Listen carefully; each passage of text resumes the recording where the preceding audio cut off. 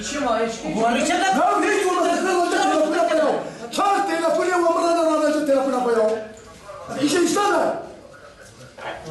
Sen de ne para var? İşe işleme ya. Tamam.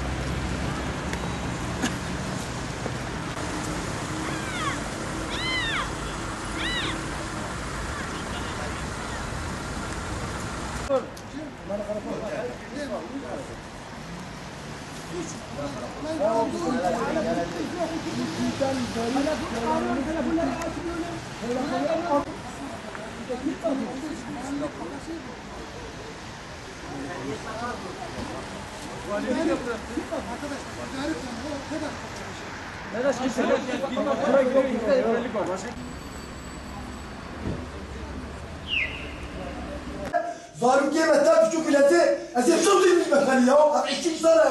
Rahatla telefonu yapma ya. Çıkarın lan telefonu yapma. Ya. Em îro çûnem durluq jî nehatine. Bu decem bildirmiş olkin tel qetiye. Temî kan çêt nayên çê nakin. Em tevranê bê ektirê sorumlî tune. Sadê du heb güvenlî gere. Geval mirrende bi welat te sorumlî raviyane. Kesî bir nayvranî. Sorunê xelqê hel nakin. Em xwazim ki sorunê me helkin yani. Sa çê nabem be wekî em tarîtî danem. Tiştî ew Abi bu bir aydır bizim elektrikleri kesiyorlar, perişan oluyoruz. İnsan artık bunları müdüre mi şikayet edecek? Bunların amirleri mi kaçıyor? Ne yapıyorlarsa yapsınlar yani. Bu derdimize bir sorun bulsunlar. Olmuyor böyle yani. Geliyoruz buraya bunca millet hepsi perişan oluyor burada. Bu Batman'ın bütün halkının bütün günahları bunların üstündedir yani. Hızır Mahallesi'nde oturuyorum. 509 sokakta. 96 A tarafından enerjimiz geliyor. 15 gündür kesiktir. 15 dakika var, 10 dakika yok abi. Bugün de öğleden beri tel kopuktur. Tel hala da yerdedir. O öğleleyin buraya geldik. Şefle konuştuk. Dedi gelip yapacağız. Buradan da müdürlüğe gittik.